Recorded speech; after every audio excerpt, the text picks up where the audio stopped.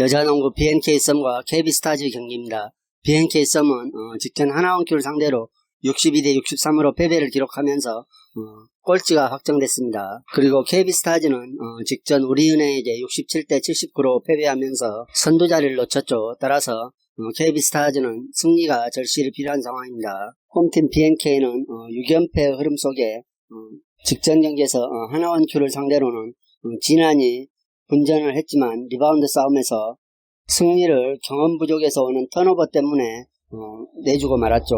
매우 아쉬운 대목이었습니다. 컷인 플레이에 의한 손쉬운 실점이 문제가 되었고 안혜지 또한 야투 효율성이 매우 떨어져 백코트 싸움에서도 하나은행에게 밀렸던 상황이었습니다. 이날 경기 패배로 최하위가 확정됐죠. BNK는 주포 구스르 이탈과 안혜지와 노현지 등 주축 가드 자원들의 부진은 수비의 약점과 함께 BNK의 고질적인 문제로 대두되고 있습니다. 따라서 이번 경기도 선두 경쟁을 펼치고 있는 KB를 상대로 높이에서도 우위를 점할 수 없기 때문에 매우 힘들어 보일 것이라는 생각입니다. KB는 지난 5일 하나원큐에게 일격을 당한 데 이어 직전 경기에서도 우리은행에게 12점차 대패를 당했죠. 강하정의 복귀 소식이 있었으나 역시 강하정이 복귀하지 못하면서 공백이 상당히 커 보이는 경기였습니다. 따라서 분위기 자체가 암울하게 바뀌었죠. 하지만 오늘 경기에서만큼은 이 분위기를 역전시킬 수 있는 좋은 찬스라는 생각입니다. 또 10일 경기 이후 충분한 휴식을 취한 상태이기 때문에 체력적 부담에서 벗어날 수 있는 박지수가 컨디션 조절에도 큰 도움이 됐을 것으로 판단됩니다. 특히 리바운드 싸움에서 BNK를 앞설 것으로 예상이 되기 때문에 현재 공격력마저 감퇴된 BNK를 상대로 KB가 시종일 압도적인 경기를 펼치며 승리할 수 있을 것이라는 생각입니다. 최근 5번의 맞대결에서 KB가 4승 1패로 압도적인 우위를 점하고 있죠. 특히 지난 3, 4, 5라운드 맞대결에서는 KB스타즈 박지수가 조기 퇴근하는 속에서도 BNK를 상대로 어렵지 않게 승리를 가져왔습니다. 따라서 지난이 골밑에서 힘을 쓰지 못하는 경기에서는 BNK가 경쟁력이 많이 떨어져 있기 때문에 이번 경기도 KB가 핸디까지도 충분히 가져올 수 있을 것이라는 생각입니다. 프리미어리그 6위 웨스트햄과 12위 세필드 경기입니다. 웨스트햄은 직전 풀럼 원정에서 0대0 무승부를 기록했으며 이전 FA컵 메뉴 원정에서도 0대1로 패했죠. 따라서 최근 두 경기에 득점이 없습니다. 팀을 옮겨 부활에 성공한 듯 했던 린가드가 최근 두 골을 넣어줬지만 지속적인 득점을 터뜨리지 못하고 두 경기에서 무득점에 그치고 말았죠. 그리고 주포 안토니오가 복귀한다는 얘기도 있지만 부상 회복이 더뎌 복귀하더라도 제 컨디션을 유지할 수 있을지 의문이 드는 부분이며 세필드가 신중한 경기 운영을 하면은 웨스트햄이 득점을 해낼 수 있을지조차 의문이 되는 부분입니다. 그나마 다행인 것은 핵심 미드필더 수책이 직전 경기 풀럼전에서 퇴장을 당했지만 다시 제소 절차를 거쳐 퇴장 징계가 철회되면서 이번 경기에 출전할 수 있게 됐죠. 따라서 수책의 출전으로 인해 중원의 안정감은 그대로 유지될 전망이며 세필드 공세에 기민한 대처가 쉬워질 것이라는 생각입니다. 자, 이에 맞서는 최하위 셰필드 유나이트는 현재 22위에 랭크되어 있죠. 하지만 최근 괄목할 만한 성장세를 보여주고 있습니다. FA컵을 포함한 지난 5경기에서 3승 2패로 흐름 자체는 준수한 편이며 19위 웨스트브로미치와 승점 1점 차에 불과한 최하위를 기록하고 있어 이번 경기를 통해 순위 상승을 목표로 하고 있습니다. 다만 아직 강등권 탈출은 요원해 보이죠. 역시 세필드 유나이티드는 시즌 초에 비해서는 후반에 안정을 찾았으나 매번 실점을 반복하고 있는 수비력이 불안한 면을 띠고 있습니다. 게다가 핵심 수비 자원의 부상과 좌우측 수비의 컨디션 저하에 따른 불안정한 수비가 한두 점 정도는 실점할 수 있는 가능성이 있기 때문에 이번 경기에서도 탄탄한 조직력의 웨스트햄을 상대로 골을 내줄 가능성이 크다는 생각입니다. 양팀 직접 맞대결에서도 웨스트햄이 1대0 승리를 거뒀죠. 하지만 당시는 경기 내용이 상당히 팽팽한 흐름이었습니다. 오히려 유효슛 팀은 세필드가 5대3으로 앞섰죠. 하지만 결과적으로 골을 얻어내는 데는 실패했고 이번 경기에서도 같은 결과가 반복될 수 있을 것이라는 생각입니다. 따라서 홈팀 웨스트햄의 승리를 추천합니다.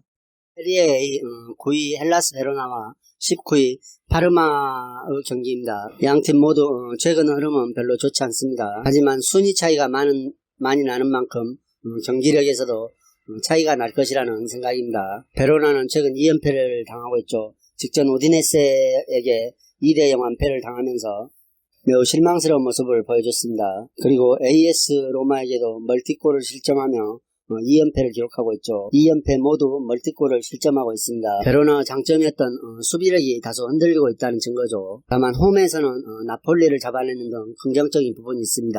그리고 홈 성적은 그렇게 썩 나쁘지 않은 편이라 이번 경기를 통해 반전을 노릴 만한 충분한 소지가 있다는 생각입니다. 그리고 최근 양팀 맞대결에서도 파르마를 상대로 홈에서 여러 번 승리를 거둔 바가 있기에 많은 기대를 받고 있습니다. 최근 홈 두 경기에서는 2연승을 기록했는데 나폴리를 상대로 3대1 완승을 따낼 정도로 좋은 홈 경기력을 선보였죠. 다만 이번 경기에 에이스 자카니가 결장하게 되었다는 점은 매우 아쉬운 점이라 할 수 있겠습니다.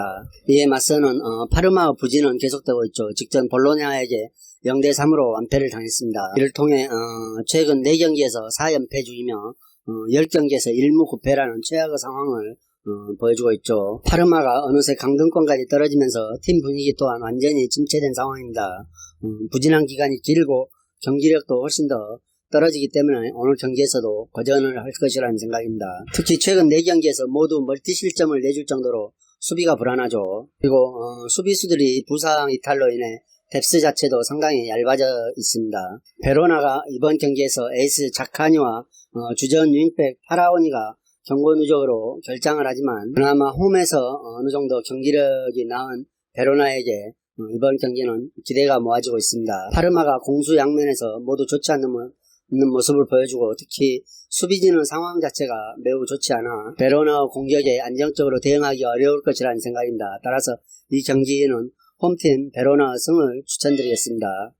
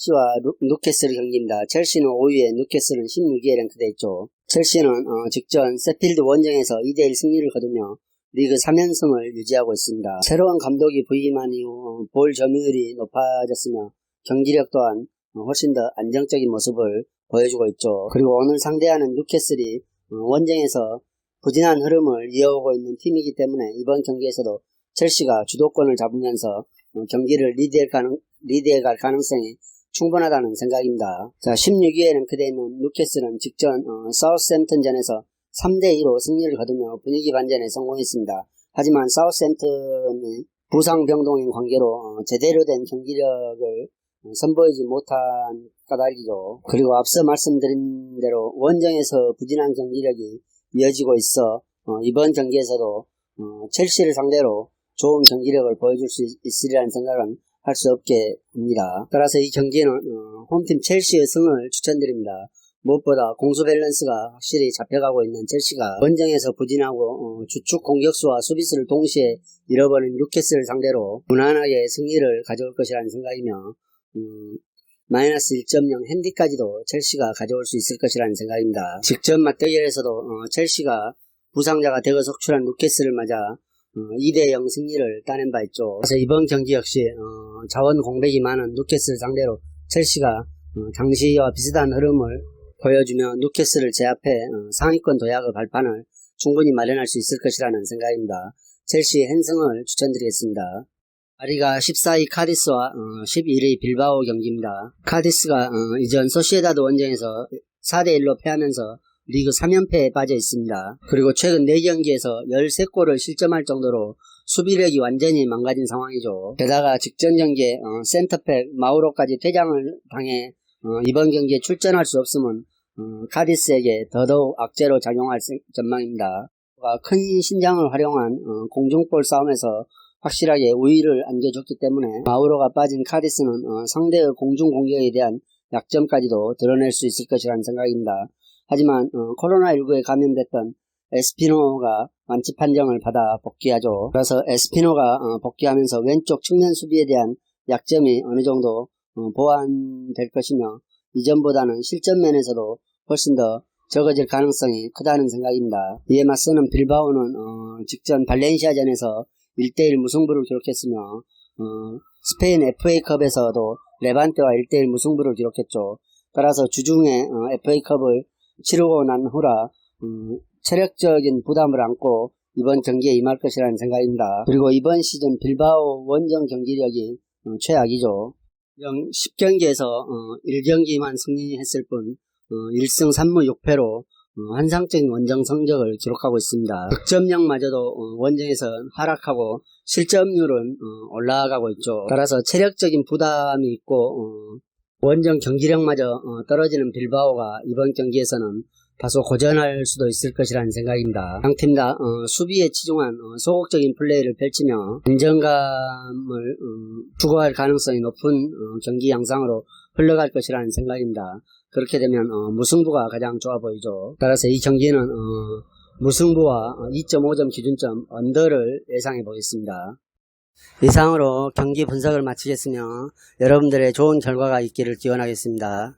그리고 오늘의 분석이 여러분들에게 조금이나마 도움이 되셨다고 생각하면 구독과 좋아요도 꼭 부탁드립니다.